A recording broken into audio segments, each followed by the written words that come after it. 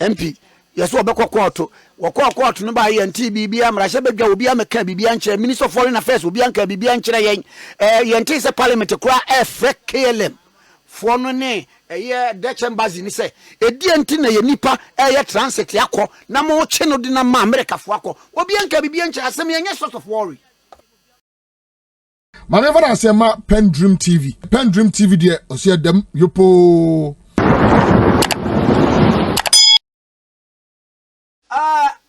Honorable Andy Appiah Kubi, a former MP for Asante Achim North. Why am ready money now on a councillor or Chàrges Yewura Bernadette Jubusiaku Chama Wontumi. Yen any drink more of ye call criminal court for a summer boy concession who was in. Now, a witness our Tosu means son, and then you didn't ever begin court them. Now, witness no, the Tosu nine, sorry, witness me former regional minister, Western Region, Honorable Kobi Daku Mensa. Now, when nobody begin at the Kemuso, actually, you mean the summer boy in some and chairman Wontumi and contamines in some. And also don't forget, chairman of the Regional Security Council. And some year we in the arena of so Babak Daddy. Ama Yahu. Kotuno abua kotuno manatimi aye say whether or not say chema Wontumi na contamines aye fumso biwo assassin so under the Minerals and Mining Act enti ene ono no oba wadauma ono sabre no ye regional minister enti wono no regional minister say on dey say o supervise iti wonu pawo ade be no obeka pote ana de yenyai wonya begina da kem na fense musa na ikoso a ye be hunu de susade bode hunu befa ono beka ye wonim fa sa concession no ene nsemisisi ene de beto nim ene anama mutuye omu wia na atori jena no atutuna no so wonu pese o challenge the evidence no so challenge na kwa mi wada umo se nyanyi no court no de ya na itimi ni court no nim sa it is said you some court the two court no nim no ni hu kwa se me di hu nkomo na mum se or the two court no nim wi na itutuna no wi na be part of the records of the court there it di hu nkomo we and yeah mama say musa de weti na no court no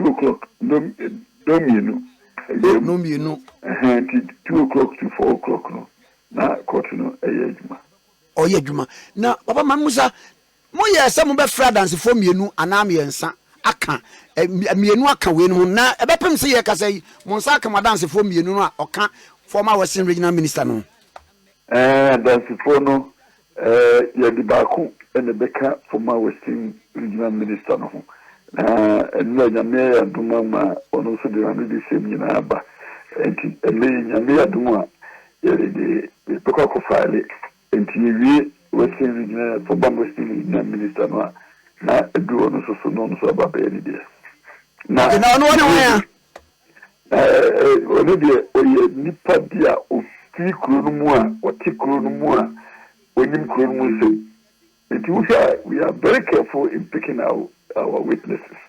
Okay. And so we just came on now we now or share with the court.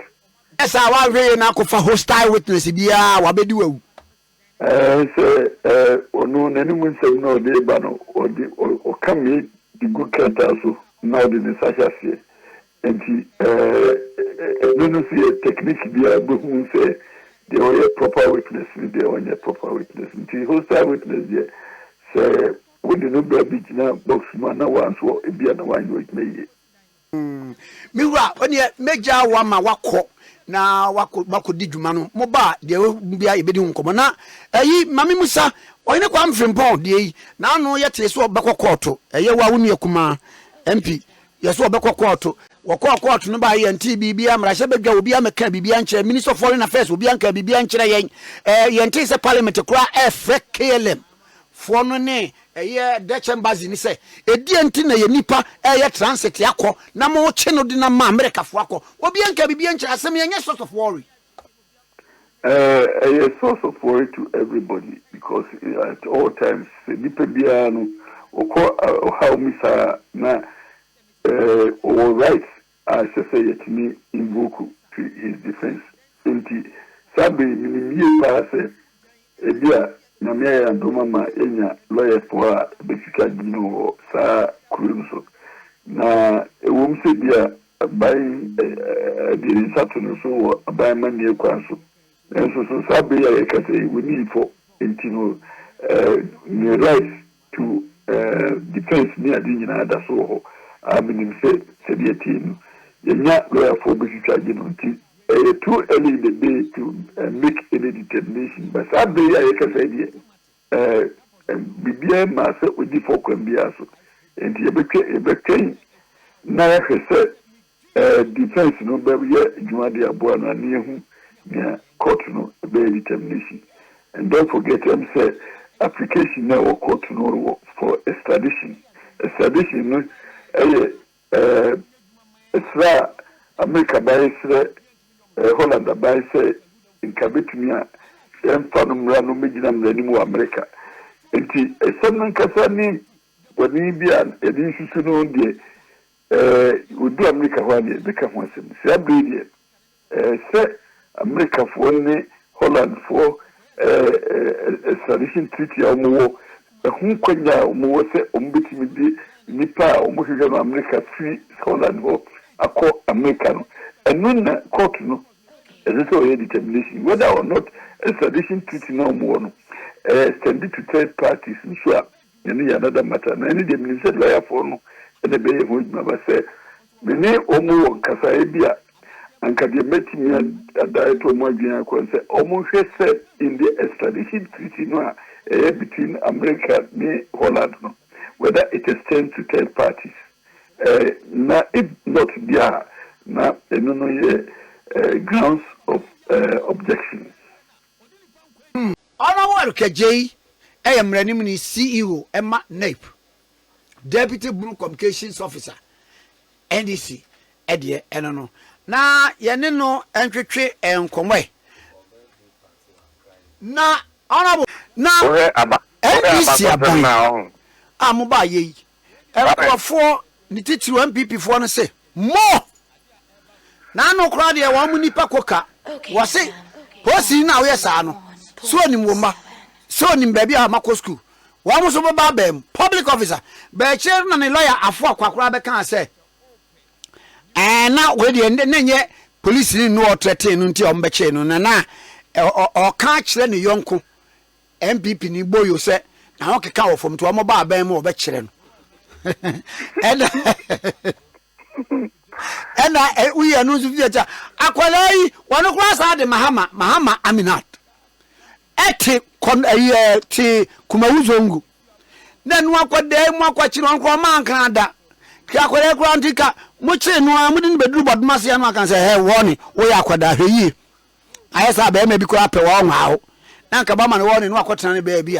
Na ye didn't buy ye fanko yem famra a fair crowd your court in man be condition is a one for passport ma kwanzi bo minana mini passport enu ya money be ya mani bela ya si wiki bia wa man kan ensa anko na won kra no sika wo de beba die tinkofo si edu ba bi ese sledgehammer na mo political opponent no na mo de bo mo se de mo de bo wansena we ye no so fi nchen a baba amando de nie we de nie na ohwe anopai na miami mi apia stadium ka jemse wo mo nya de wo mo chechre no na me ya che me no na police station me mi vie ho enkoba ekoso yi eto sei kama me da se de di kan ma men tia Ghana fo nyina na when you do this your platform and we say Me a me papa see the adjustment be happy belated birthday. And I said the okay no. You know you share mu odoma e ko celebrate no. Kwame na o sha ba ko se mu a doma hinkro. Eni mikro nsuma hinkro. Eni akwamu e wo Eastern region. Omo nyina yi nipa ba ko. Nti me kai se mi sana e kum hina dane toye no. Na aye na adjustment be du na hwechire. And sana omo de current o hina no ye den eba. Nti na hu be hia se me kofi na mene na nanu nyina ekosombo. Nti na me dana se and kwame waye ndema be drama me in person. Nti be bi owo bi ya mi shama. Se so de o ye na ye nyina. Aduane be ne piase wadawroma ehwe ne hia me pa o. O we na de aduane ne de na do so ba. Me manye fufu ani nti manye bi. Ah, o de wo kwa no wo ba yire fufu ni ope. Na ma target fufu se me ko fe bi edi tam ko e se na bi ni. Oh, nice. Aye de ready atre. Enti komo ne ento aso a. Kwame me da so o ze your constitution na ye di bu o man no. E ma obi a ni nejuma hoye. There's a provision a share the police for you. There's a provision a share the judge for you. There's a provision a share the citizen and what's away. Kwame, what's your pa? Meet your pa. And there's a provision a share man penny the oil into Bia Juma what's away and it is enshrined in our constitution. Aside that, Article 11 of the constitution, all kind of rapport hold on. We constitution fewer your act of parliament. And to me not just say aside the constitution actually the police for you constitution gonna sign my crime I semra police force the dio omujuma constitution gonna sign my kwanya ya semra local government in the all sectors sanity. And what is happening in our country today adibia nya de fofo and on record nya ban and now, Senior President Mahama and our small business will be Kwame. I can fool baby say, oh, yeah, obviously, a ban through the Attorney General, any security agencies in Sani and Omakano. Kwame, and Benin Fubu baby says, oh, yeah, dear Tina, and Kawanimte, and Ameboa. Correct.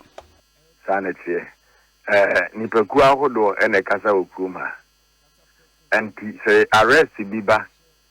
Na ye hwe de okan aside say ye de wa kujina court say no Ghana for so conscience ye de judge Aminat ya okan asem kwa me uni baby ofi dem nza kwa no no sorry nkwanta bono region nkwanta Aminat ne papa ANDC branch executive ne papa nankwasi ni I'm a politician. I'm in my region now. Opa, Famechi. Nakubu and Grand Quanta say, I'm in that. Ni subain to say. Take it for me, Eric G. Me sene papa o no, NDC branch executive, Meno Kasisia. Or a Nankwasini. That is in my region. I know the region very well. Na fair Chikubusa say. I mean not subain to say one Grand Quanta. And now the upper, me near Penny Vincent upon someone MP and Grand Quanta. We are friend of Busan to the Maminat. And Grand Quanta for Sen or Muhunofa. Into what you know, news to move yao. There is so bad to say. May say, or much it was in news. There are much in a number of Siane. There's a place around airport, leisure. Now you did you. And a college back on any cool school. Not a hobby. As I seen and one is an as a radio crash. No, Umubi out Fimbo. Uti China Mecano. Kwame Uti China Mecano. Aha, meet you. Okay, FM. Or say, no, in a classroom with JSS when ye, no, you can't see Nipa Muadia or example. Yes, so many that, but you see, the only behind any person. And what she did, what made to pass you know. How can you say any people Ubuadi? threatening the president, threatening the first lady. Na ayi mene lawyer Jeba Fodin komono. Was say et say obi akwagina so mo dem na sofo say obi amon paye emfantia na tamfo no mo paye nku na tamfo pa mikuwo was say no utimi improve no court because I say we bebo mampani ne yiri ne madua was we no wo de ba court spiritual matters. Kwame ni dia bo asem no kan pesi na ya busamini apani ba for ji say okwa so dem na obom paye itimi charge you fake news. Itimi Cyber Security Act charge you. Electronic communication man itimi the charge you. Section 76 no. This is stop this hypocrisy. You see, we are building a nation for the future. Kwame Kaneno and na me no kasa mitimi ka tell say future leaders o. And then make a President Mahama by one ameboa. No cry. And this akasa no mitimi nka bi. Nti na mebunu na eba no. What tell corner so? Also, we get the old bebo party. Do it. Some of us we started like that. But one to say, we were so abusive in the media. Oh, there be. Then young person, who person championing the interest of your political party. And then they trigger say, oh, threaten will be life. Come here, me de be America. Minimanu ye intime kwa na mikuta mekra. Kwame de bia me free ba no me. Se me kokan se bi ne e kan se samre ne de me kwa kotu na mabusia. Empe landed property mra. Ana se empe 1 million Ghana cedi mra. Aha e bia nka medam afi. Aminat unia na me no ina the same level ne ewo. Okoye ya say kope 1 million Ghana cedi ne den bra no. Ewie ye na variation e san ko back. Se sika no kwa ne enya. Passport to Krana is a fabra. Only passport picture. You can say passport booklet. But then someone I walk. I thought that we should be objective and talk to the people. Yeah, I'm running for. Yeah, lawyer for. Okay. But I didn't say no. Looking at Sakola, I said, was your case on said that you will be a passport. What you want away, sir? She could have been cautioned. Amen. Emra. Adia ba ko pa ntia yesemra deterrence e kan homeboa. Yes, said the beya onye biema na obi hweso nkoye biebi ojidi se obetimi atwe camera esi nanimu akeka nsam okan ni biemo kruma o kan bi so obi pa so that is enu nyina ye de ntia yesemra nya se wo se unya we ya yenye ni se ubeku we ni anjade oba ya ni eja na wase akotena kono nguzongo tenya eche ono Kumawu zongo. No. And run again a juma. At least, you didn't call you know, you didn't farm our clients, so you're trying no. And yes, I call them, and I call see a bill. Yes, you see. And not now, yes, Mwamunianum and before the country. So what's ye a court, no? Bare condition, they max Aquamabon say ya. Not day. Come in a court to honor. Me no come from a honey ejuma. There be a nyegma. Prosecutors no modi omokoye no. President Kufuor president yes police for na prosecutors. Annie. So where from this argument? Okay, FM. Where from this? I am a politician. That one, yes. But kwame say o kwa kwadi usem na mra ni wudi die. We should be objective. Kwame etoda echi ni bi wo betia ka say echi we hunya. Yeah, pencil, a chill be in a course. Okay, me, a penny, some agents, Robert Peace FM. Hey! Upon program will see from Kamoka this year. Appiah! You find a son near ma. And no, you're gonna police service for a better. And no, almost the other year, almost you are called Pican Cindy, social media near the other. You didn't call your man, she crazy one friend. Let me know what you are making. Yet, you're Kunyaso. National signals. Yes, platform make call one in the town. The Omoya Minanian said be in my kind of several platform. I am here today, I don't care. Police in chairman farming call to that based on the America. But me person says and then and now you babuna only know that home. Kwame was paying for we munina kwa nya mabunu na Ghana paying for. No correct. And the old can in the piano, you be measured according to your worth. I think that it will be very prudent for us to be advising ourselves rather than say, nipa ni dibonia, ni e kan to say de onye hwe e na obi na etata no. Why na etata obi? Kwame. Why na etata obi? Mesre, ye ni anu MPP for no. Ye ni omo me da bia me kan Kwame. I am one person me nye hypocrite in politics. MPP for no me ye na for. Ye ni omo an ko sorry. Ye ni omo an ko school. Enyu no juni ebe pie ni omo an pie. Ye ware kura na esan ware bi mo Kwame me boa. Ah, sa na tie. Ya tamfo. But it's about time, sir. And Kofona, omo are falling in love with that, some of us politically, no. So, more boy in Tia Casema. No man can hear you and say, you're not translating to homophobe. Now, no, I buy when you say more, we are now MPP for a head office or and penny for more Kazakazanam. So, whoa, about me near Bafo, a lawyer, Bafo. So, fair bone here, and I'm very proud of her. Baby. Come here, talk that. Young girl, crow. The fact that you're a lawyer doesn't mean say Bibiana Oka. Obo cooking. Coca, or you be up a mass empire. Me call my sister station as empire in Bia or me pawn or around or betcha many a dinkomo. But you see, Coca Casanye, who doesn't know? Why not, friend? I can't send a Casanye.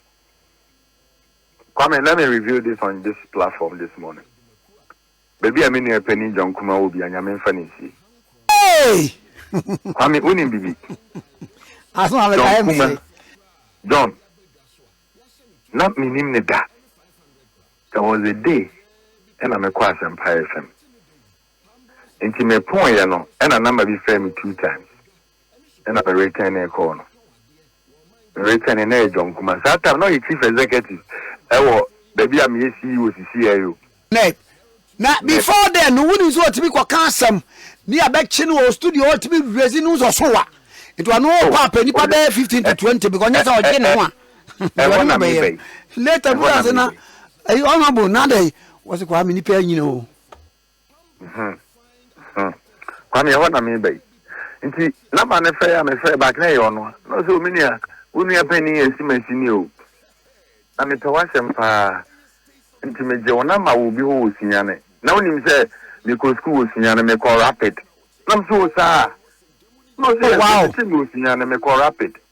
Into me to say, you know, I'm not for no Kazasa. He is so happy of it, but he in person, I like it. And he has a man in income. And I John, Meneno, a friend, the friends they will share. Also, Jimmy Nama, because me chef is so an American. Me can send you who is very harsh. It's not person or casa me say, I'm a young person I feel a member up. Some of those utterances no. Omunina can be na a real movie. A do baby no, and if we miss any a case what the any other. Into a semi pa, a sema me can sim we know or cool to the exact ina me can. Next time, me casa, mammy missus our wedding maybe. And I beam. We who is a so baby or tenor, meeting a better now or chana. Come to your son or catch them. Hey, which has no catch them. was a prophecy. So the very day Mama appointment for that office, I was so sad because of Sasam John catching me. I want to make Sasam no kind. So the other person catch you in an effect.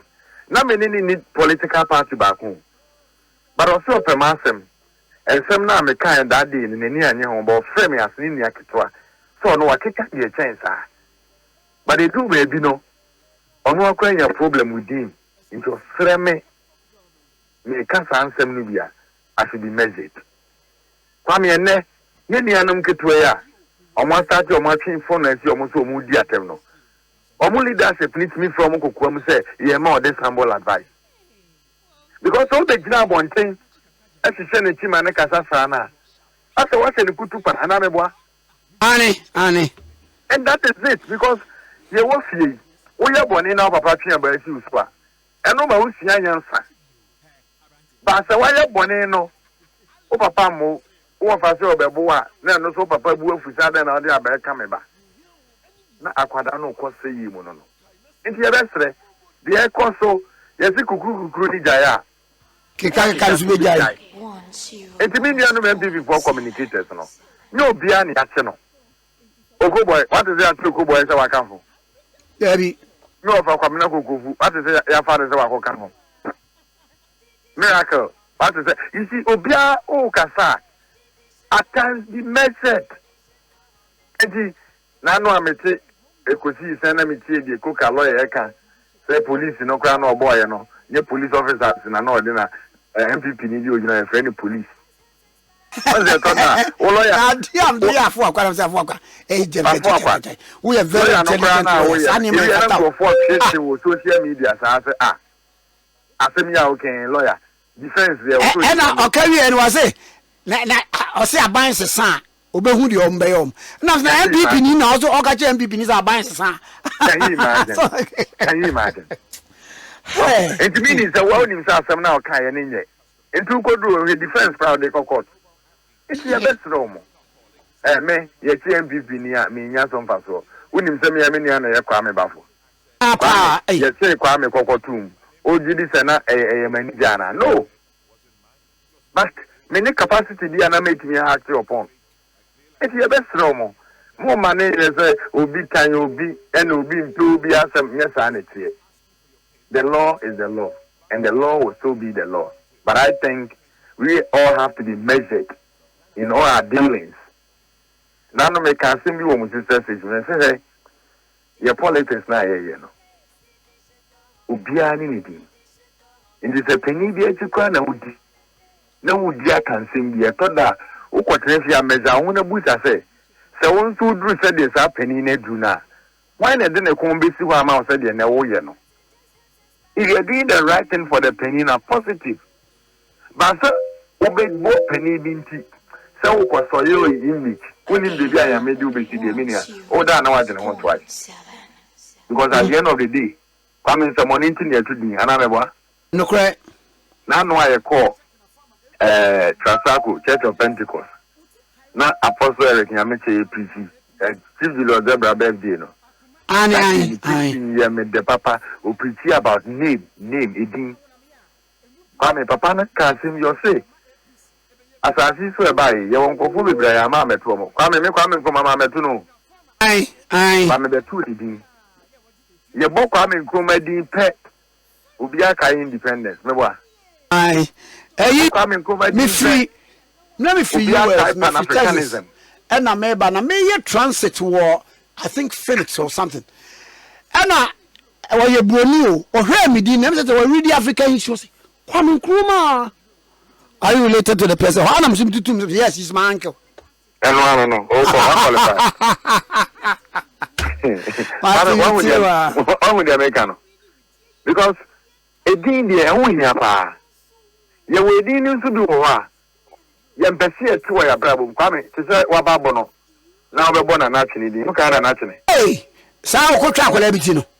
Na una o te flight mi na ye se ye fro kene Kwame a.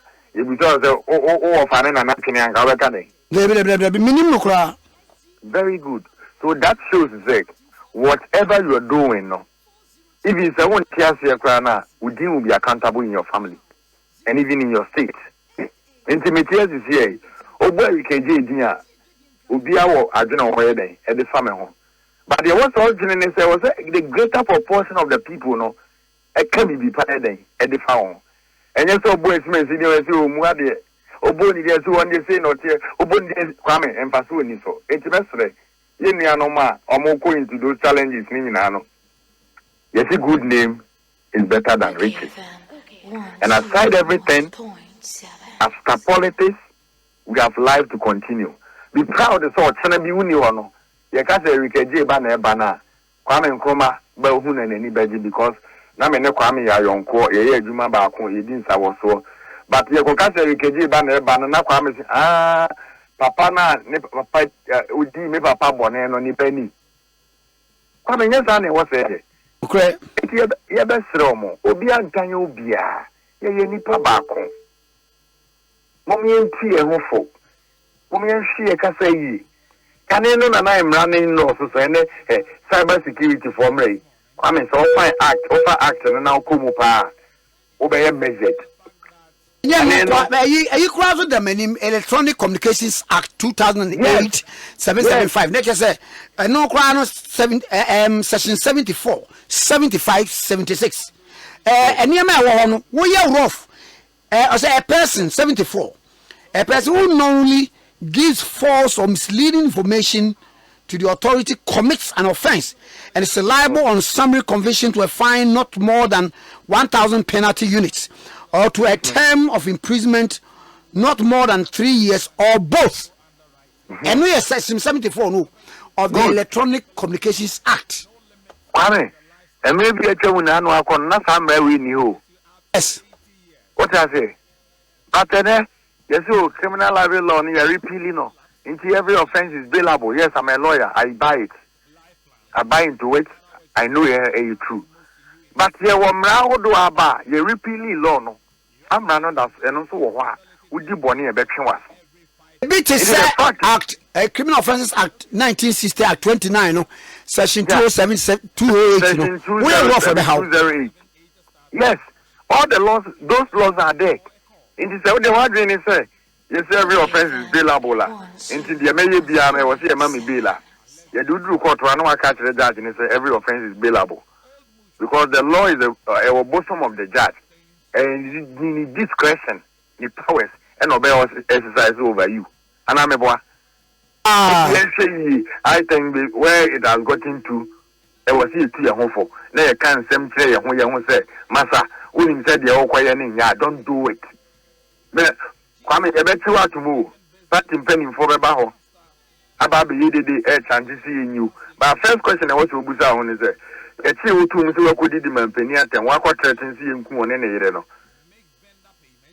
Some penny for no mobile now are no more yedino. Among whom wine and an Ibaka Sasada.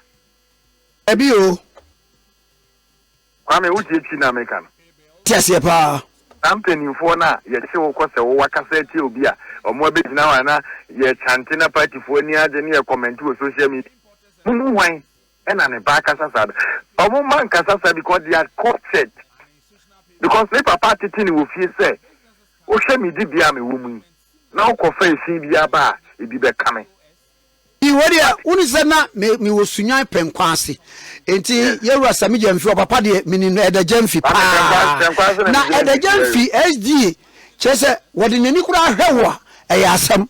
It is at the Gemfi bar, say, oh, everybody was at the Gemfi Benia. Hey, any banner say.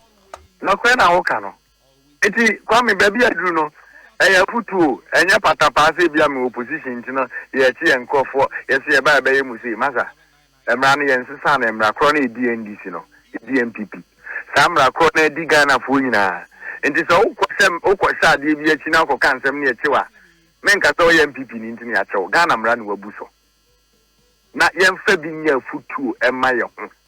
Like I indicated, Kwame Ding a Hunia, that day make an apostle preaching, but that's okay.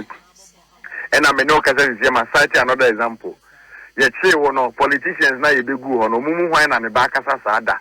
The amount because one year, when you record Papa Bia or Brabuma, Nipa bit media can be amount.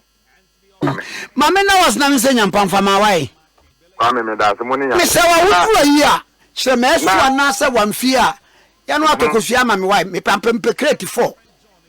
I'm my business in January, yes, was a woo free, Brekum, a year, 36 miles pay. And to the Chilemetri a year. Okay, you want to be blue. You come in the highway, and how. I used to watch our endless from Kaifa, MPP Nibaman, Amapa was what Chalpa. Spoken well. Come imagine so. Come in, we can need you come out you. Meba. Oba. Auntie, me was seeing a Missiana, Makukumas, in our corner. Yes, Iron Gemfi, Sammy Gemfi, Irena, Nano ada Bonafo, Fobico, Cassia, and Papa Soma, young Piasem Deno. Oh, I feel na Yako Cataneti, Cracker, indeed. Yadofoni, I didn't see the show Kumasana, age Ayasen no kind. Do come you be show. Miss Medasa, I only come from Ponsamo by no.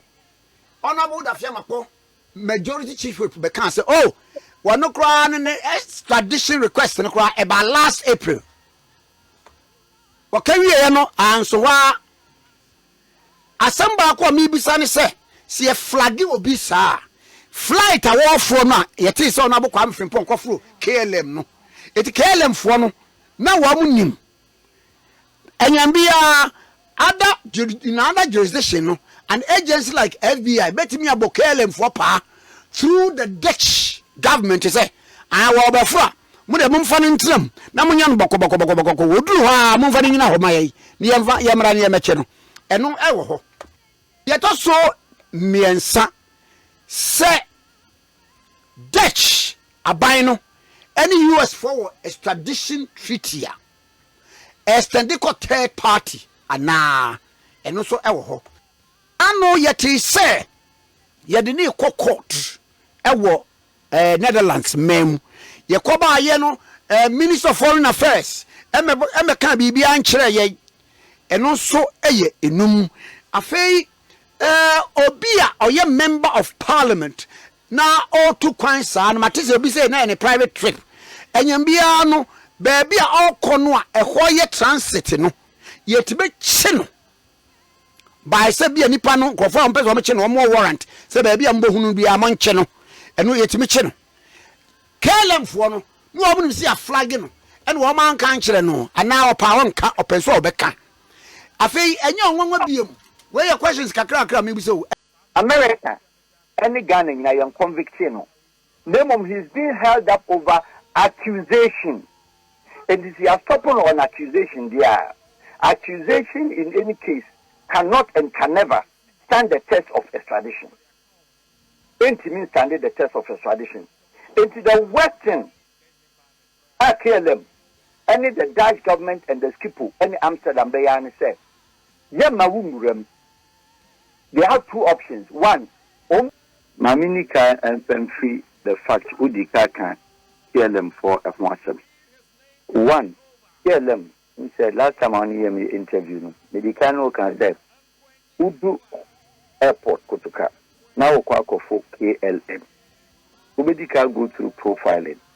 Profilers now on to a tablet. Profilers and Yame and I'm going to her, and Ghana Airport company and Ghana Civil Aviation.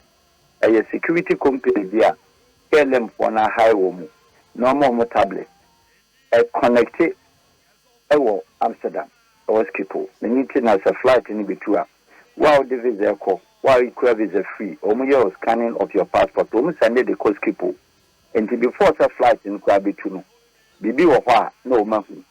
And a moreover, no. In Europe, and an Oko, the United Kingdom. And a two Dutch flight now of 4 years. So Holland for Wasema.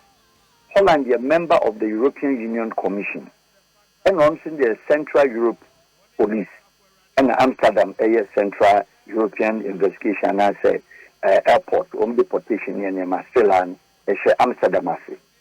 Now, you will be there for UAE, European Arrest Extradition Warrant. That European Extradition Warrant, Holland was a signatory to that.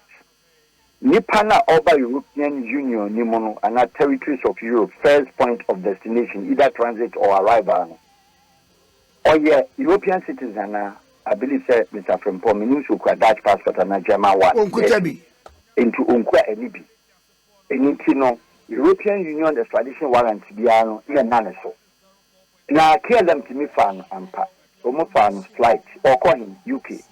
In Roko UK, they are Holland A and a third party transit point.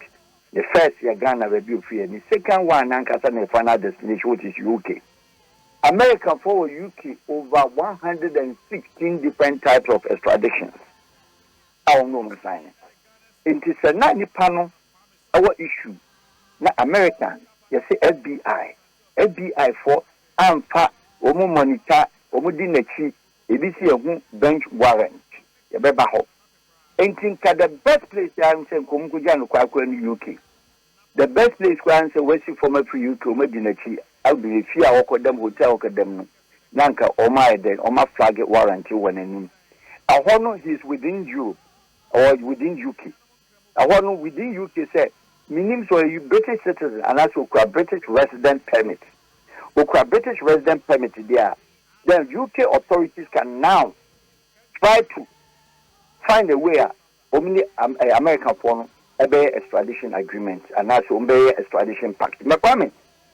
Even the extradition, you were the treaty no ho, and your agreement no ho, and you were the bilateral one or you the multilateral. And you yes, a country to country treaty no ho, a country to country extradition agreement no ho, and you were the bilateral one that you can request or invoke or ask in that request. Now, one, Holland and also Union Kwame Frimpong. 2, Kwame Frimpong, on your Dutch citizen. 3, or your Ghanaian citizen. Or your member of parliament sitting into a certain category of, call it VIP of this country. And require, if not anything at all, diplomatic passport, that you can say immunity castle. So to kind private and no to kind legal official, they still holding the diplomatic passport of Ghana. And in that case, a certain requirement to be our stopping up, as we are they who follow, and your friend is streamlined procedures. Streamlined procedures, and they say that's for no support on only Ghana our agreement there be only bilateral agreement to be our what crimes can be to say a murder penalty, death penalty. Can be to say, and cry will be in Saka now you need to be Biasa on a crime anymore. And there is a difference to say, on one case, on you're convicted in America, and when you're convicted in Ghana. So I convicted in America, convicted in Ghana, and you're Penedia, and Ubekas your friend, wild criminality into your Shano. In Amsterdam, Team acting on behalf of Ghana, Amsterdam Team acting on behalf of UK, US, America. Any Ghanaian na young conviction. Name he's being held up over accusation.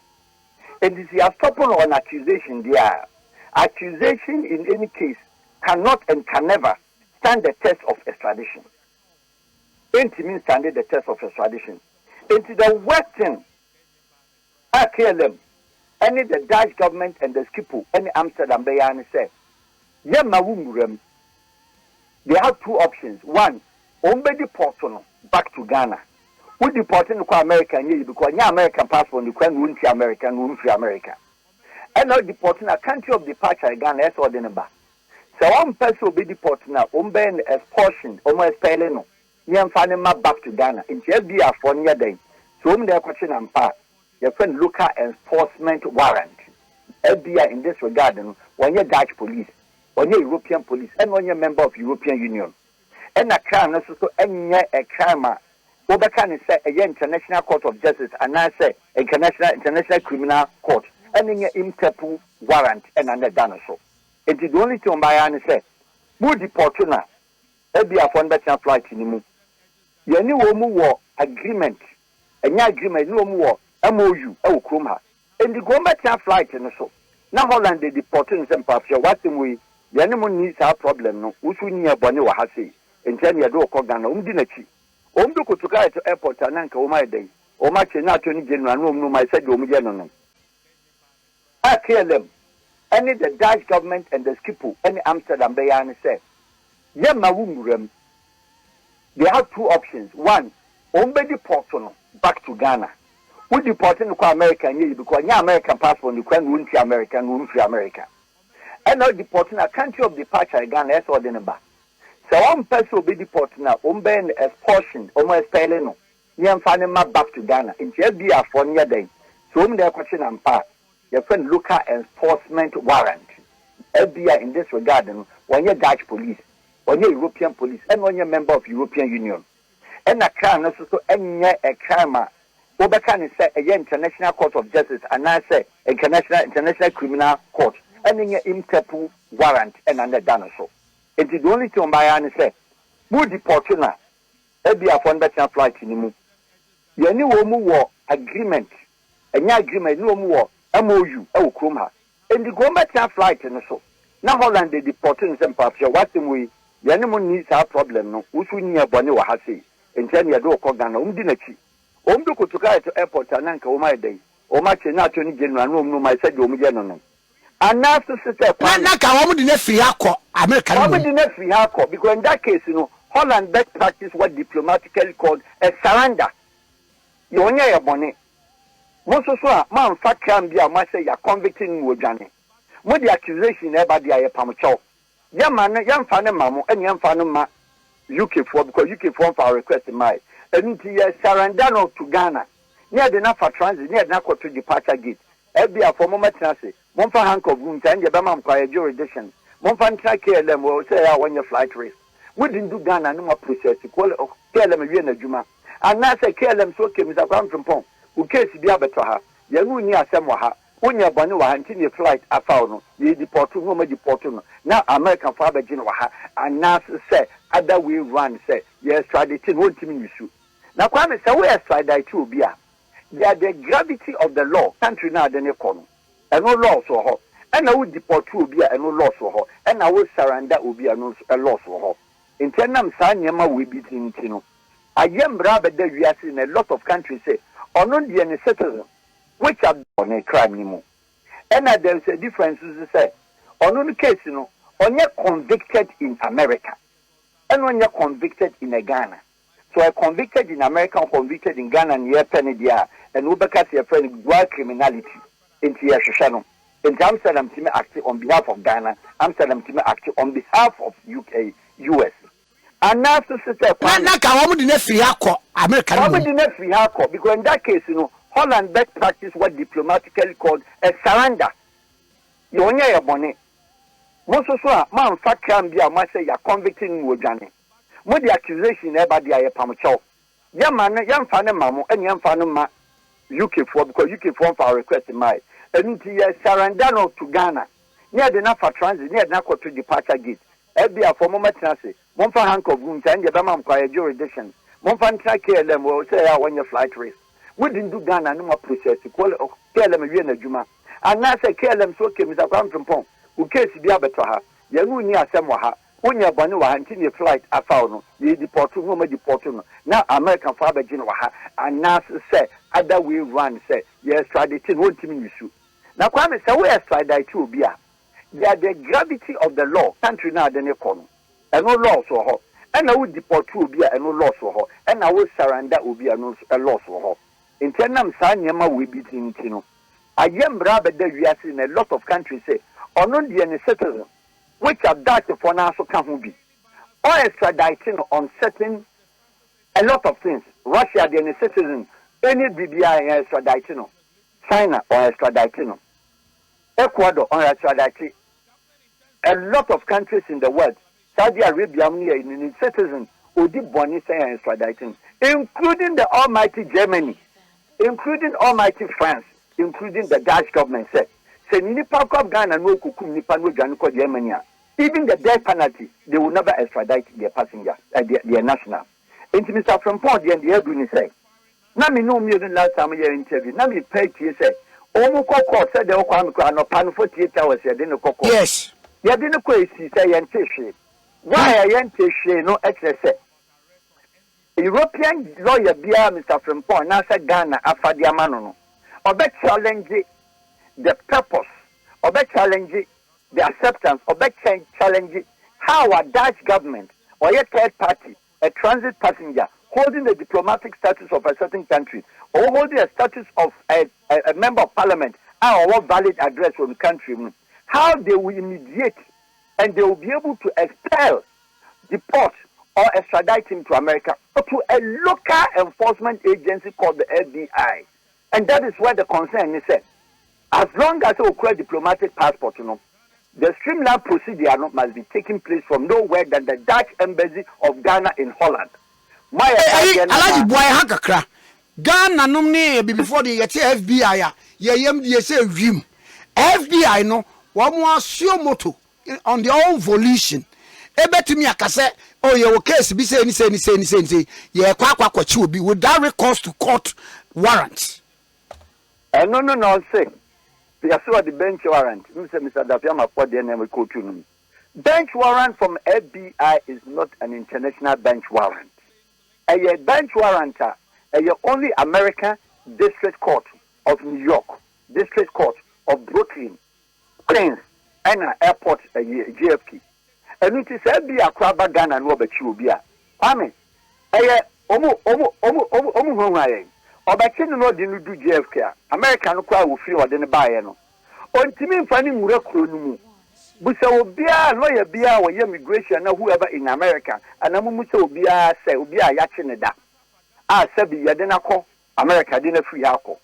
I have no any tradition on the bar. The new minister tradition on a subject called romance scam. In the Dutch for America for a romance scam, a woman criminal code, and to me holding on any romance scam. Now, and no can who been in a ma, I saw boy. Yent me fanin ko you know abutri can say romance scam accusation of a romance scam.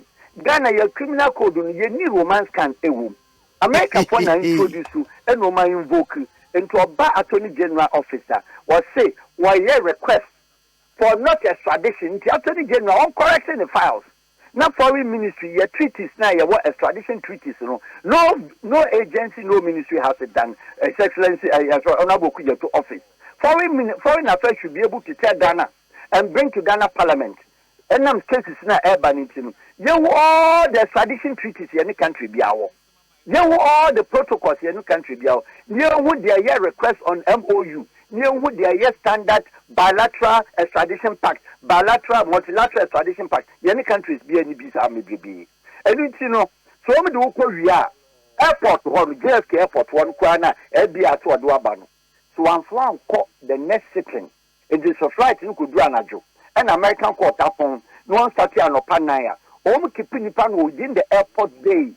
Because American government, the judge will look at that and say, I'm a room.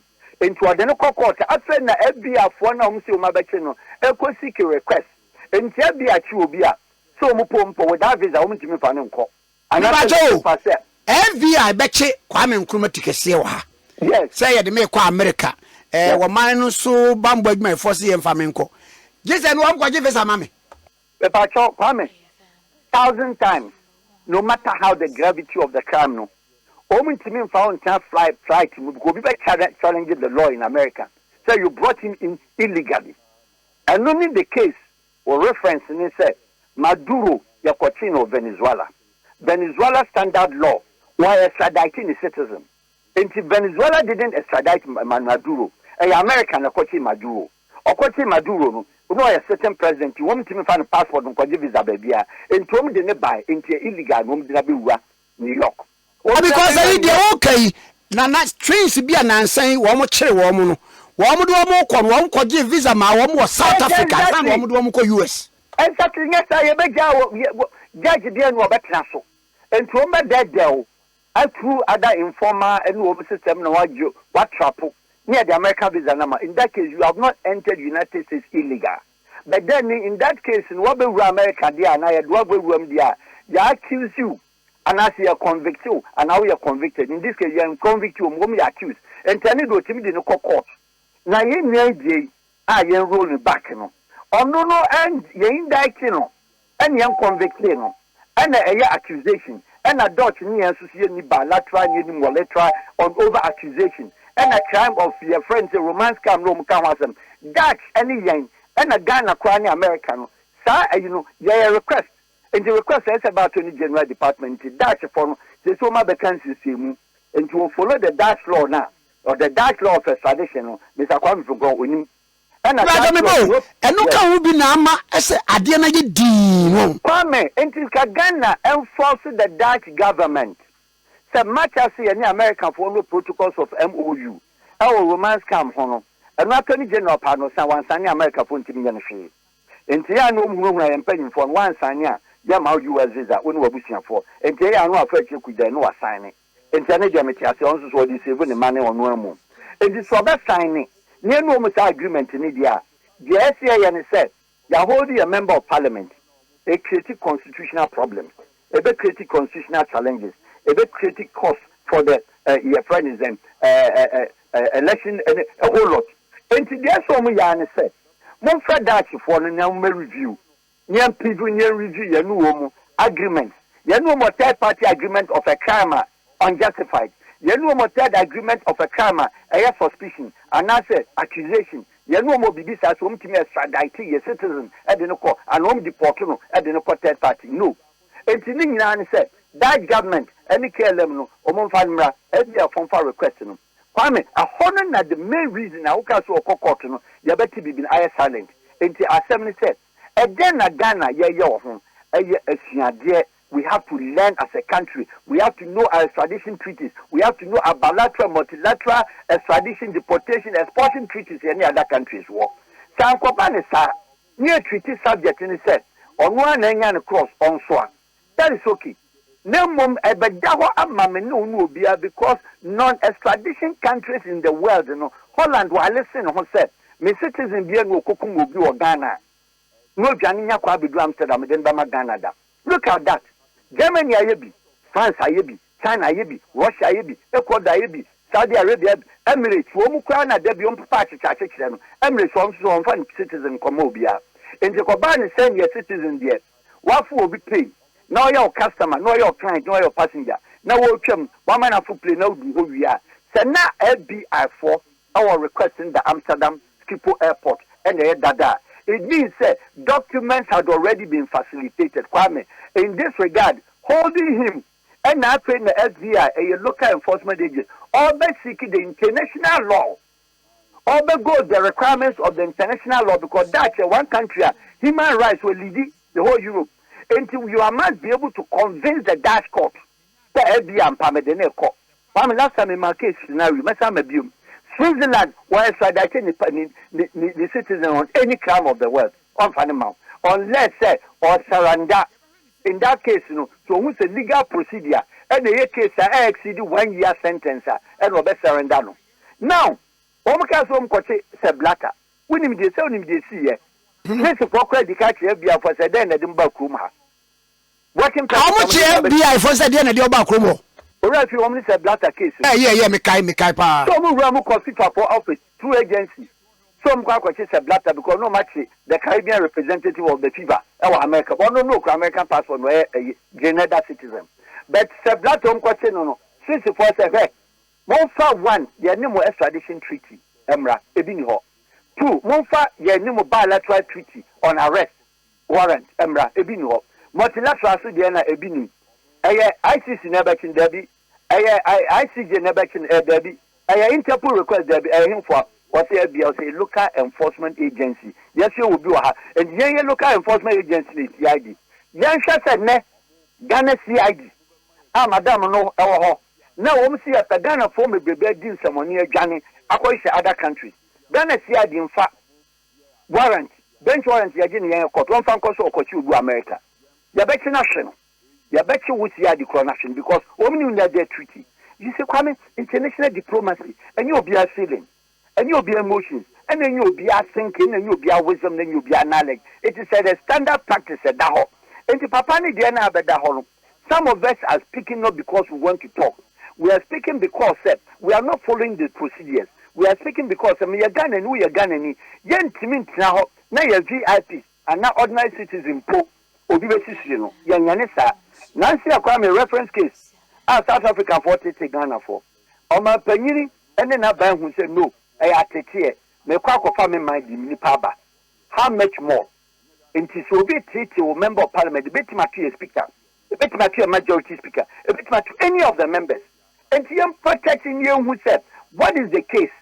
Yanchino with Yaman Ukraine, Yanchin with anything. On accusation, you need any extradition agreement with Ghana, Holland, and America on any accusation. And Untina Kwame, Ayed Ding, Amawomo, and to continue so holding the man in Holland, it's also against his human rights. It's also against the international law. They haven't been able to validate. Woman to make sure said, and where wanting the action and medical say, so we read the issue of romance come let the Torah and Yajimo that's for Bijano. And it is a would see an interview or say they've accused him of money laundering. Money laundering because there was drug criminality. Ghana, money laundering to Michi, Holland to Michi, America to Michi. And the so many money laundering, but then you must prove which of the money laundering will engage in affecting Holland, affecting Ghana. And our crime, our Ghana, and a romance scam, say, indicting in the Ghana Association on romance scam, and to introduce the dual criminality. You see, when it gets to Europe, the law is very clear, and they have to simulate it, they have to, because the European Union was right. Say, Chiabino, or the European Union court, who are raising an issue against Holland for maltreatment of a certain citizen from a certain reference case. And they are very cautious. And the master man said, Ghana should, without delay, Minister of Foreign Affairs, your treaties, your bilateral agreements, and to say, when you crown and a naive, young Fred the Dutch embassy, near Mustano, through the diplomatic corps, and your arrest, and yes, we invite Obeba, and yet the whole parliament in Obegna, Speaker with his privileges committee, 8 million share. I am saying, we want to know as Parliament where we stand as far as our member of Parliament is concerned. Kwame, and one question back up. Not that ambassador. Yes. Now, Obi baby say, and need the realms of. Now, questions are a bank or 4 bisa, Misumi bisabi. Say, so Obi a wu to crime be ya flag you be a. Say, I'm so the KLM there. KLM 4 will not allow you to board the flight. No. Wamo di adi firm na wamo behunu. Say ya wa say FBI 4 person wamo chi obi a. Ya ha wamo mechi bi nkoda.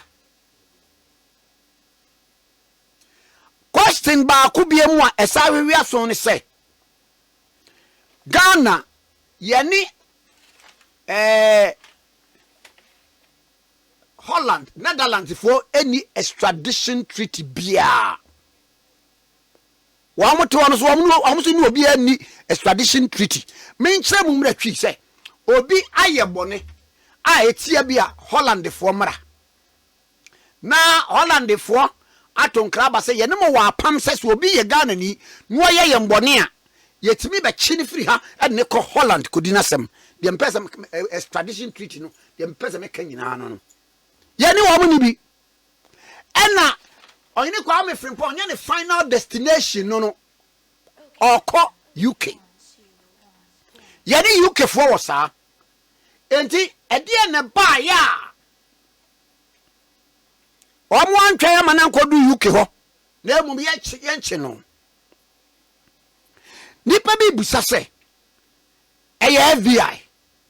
FBI no just say district court to be ama order. FBI to say yeah CID for ni ade ya. Asa no ma ba che no. Enti warrant ben ne kuta the supposed FBI for no. Yam parliament so maybe te say honorable Dafia Mapokra ka say ade ne by April. Privileges committee Parliament yen TBB enfi wom ho yen TBB enfi minister okujeto ablakwa ho e na ase pania yi mframa bone e na din obi ate ne ba bie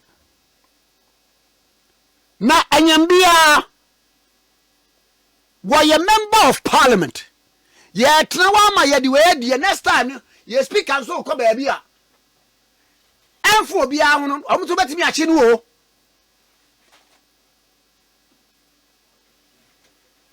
Metis say a bit of say, oh, no one equal dini juma, Debbie, he's a member of parliament. And Yambia, only bet me a DBD, UK member of parliament to pay. One bet me the American congressman a pay.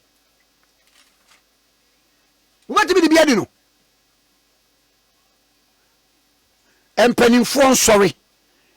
Say yes, why you're born, yes, when you're born in your holding yame. Said ye national say, una mane ewa South Africa. Yet a man at me about one bra. Am I at me a cofa or mwabano? Monfomra. At the anti-crana, young Fred, the Netherlands embassy. Parliament in Fra Womusam say, I had this year that sunset to a day. And I'm watching no Edna Coma America for. A year then a parliament into me frame Musasa. A year then a parliament into me Fred. The Dutch ambassador or Hano. Emunisan said, a dear Necoso. country be a KLM ko mo mane nyadwuma ko prim say wo man unravel that situation no e san say obi adiboni mpo na biribi sa wo ho a enye KLM fo na che no ene koma another country cause ya flag no there ade no flag no e da baby a me gidi se bia I'm making some sense. Interpol one more power no near the idea no any FBI no need the idea. Can the FBI also operate through the Interpol? Kwame, FBI officially are bigger than Interpol. In America, Interpol near Jumaho. Interpol, you need uniform as should be a friend Interpol. There's no country in the world that you wear Interpol uniform. You can check all over the world. Interpol is a unit of every country I was signing, was subscribed, were a member of the Interpol organization. Or no very small unit, not exceeding more than 20, 30, depending on the size of the country. And on no do a correspondence. Now America for we, they don't respect even the Interpol. Or Babachu Bia, one who said Bia Fabakruma, Ombedruha, Naya see Interpol, Yana see Interpol, Yaya Interpol dia, your Interpol Ghana. You put a request for certain personalities in America. You use the Interpol. The Pachomis of Oriata, Interpol put on out. Tell him to financial only red alert home systems, and it is very clear why a commercial crime. 2, no one yet sitting minister. 3, now one yet your friend said, oh, your minister and Ghana yet. 4, destination no point no departure and Yanni and the Ghana man no point. If you look at all those things, and who come on, Kwame, there were a whole lot of other categories, sir. Womberes and no case, we know, and your commercial case, we a political case. Interpol is not used for the purpose of anybody's wish. Anything Interpol, say FBI, only a local enforcement, America. No families be not sure, Kwame, watch you. Name say Interpol, say case we, say Interpol, yeah. Interpol cannot even in this regard. Abra went to establish drug criminality. Went to establish a idea against Amsterdam, against Ghana, now against America. And in this regard, Interpol boom. Interpol, Interpol, FBI for only taking processes. Non-natural report in their brain to be indicting on all different crimes. I'm a case now, whom Benu now and what require request. Says Yentiminya International Court of Justice warrant. Yentiminya ICJ Justice, ICC just a warrant in there. They are confined Interpol at the Abidjan Dash Court. Say Interpol for crime my party and channel. And no one in the idea FBI for no share. And she said, young granting my home, go FBI, Interpol reject to the Bia, only refuse a lot of countries, including the British Scotland Yard. And every Bia and I declare Interpol to question no. Some men no crime was them. Now Kwame said, why by my girlfriend? Now we got them for more power. Now my question, me talk down Interpol. Now my officer no, I'm not near flag. No. Yes, Parliament is almost say, Omuja Juma, my idea, I may say, Omunqua Interpol, a free, Cote d'Ivoire, 10,000 CFP, Untia more. Yamma Ghana ambassador, through the Bréàks of Parliament, Mqua Interpol headquarters, Abidjan. Omunqua says here, and the Paris, Utia 10,000. Namufa Nijin, the date of birth, Bibia, so a member of Parliament, Yachino Amsterdam, Yabusa Interpol, which is a free information Interpol demand. No Mumusa said, Interpol or the unwanted list, some case of nothing attached to him.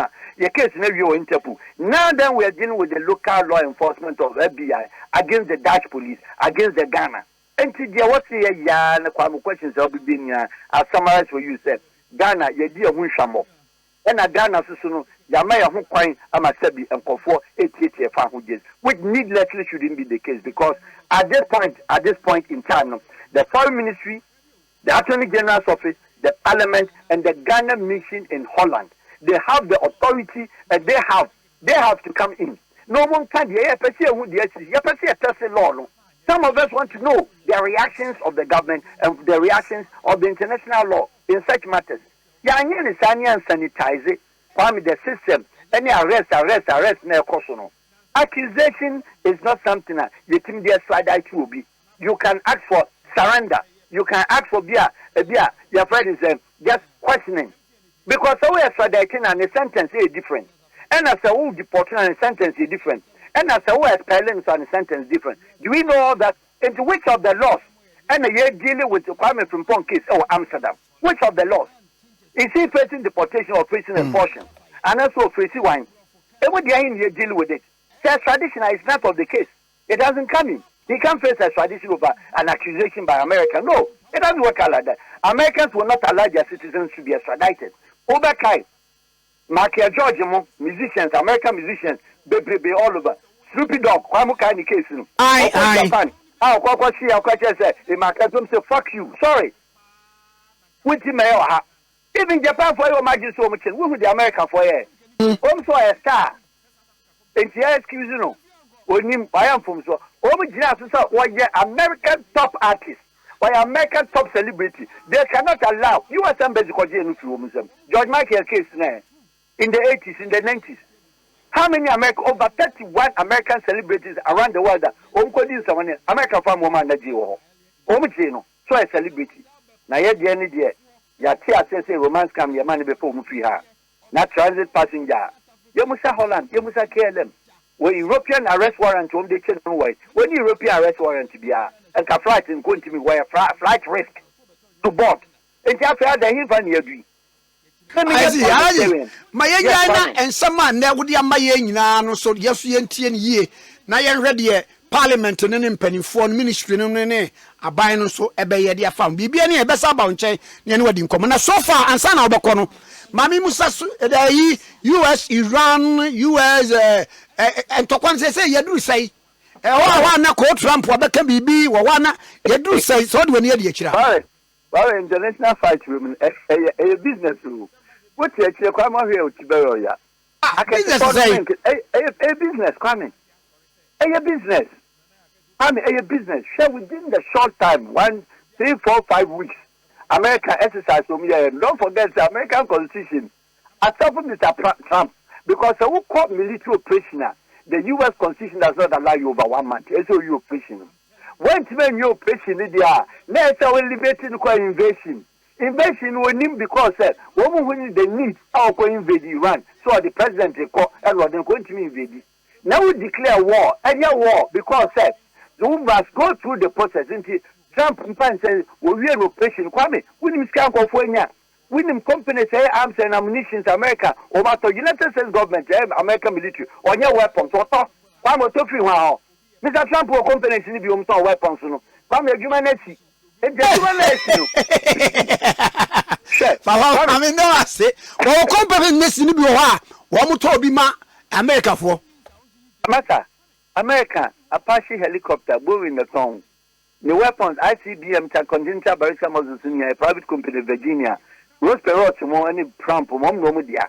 In J. Bakutua, ICBM Baku, first near $1.2 million, is $3 million. One home column could get a bed 10 you have Iranian desert in Iswa. 10 room, bottom there call. A bottom. A given see. And they say we need the constitutional backing so the bay and then obey attacking Hormuz. A China, Womatia, na Iran, Swatia, near B, nice vessels in India firm, near attack action. Okay, when you say family, is that for not starting to come? What is your mother Mubium? Oh, my Mubium, Yatanya, where you want him. Why you work him now? No concentrate on Lebanon. A human honor could international politics because Bibi Netanyahu one need election time in Israel. A term for the past 5 years. A term for the past 3 years. Because Israeli Knesset law, parliamentary law of Israel. If one gun, a tobacco is in the air, I cry Israeli army. Sent to Kaba, young prime minister. And when Netanyahu, I succeeded being the dead, the only one prime minister in Israel with him about 3 times. And yet Bodamaya, and yet Shimon Peres, and yet your friend says Ariel Sharon, none of them, and yet Ehud Barak, and yet Ehud Omek, none of them. Obian was him about 3 times. It was using the Arab Spring, the Arab Palestinian, Arab Lebanon, Arab Syria, and what they are prolonging it. To a chance of Paniswa, a king with their parliament, Yetuna, obey them. In Israel, because he was already going to jail before said was started Palestinian Fukum. Why many I that you be as you are kum patent. Near Denoko, near Laurent Babu. Now, no, he say a bibbing at you kum patent over 260,000 murdered cases. Our kum Yakino. Other than international arrest warrants, gentlemen Van Cochino. Israel is one country strictly in the world. No matter what crime an Israeli citizen commit in any part of the world, or Israel went to mention.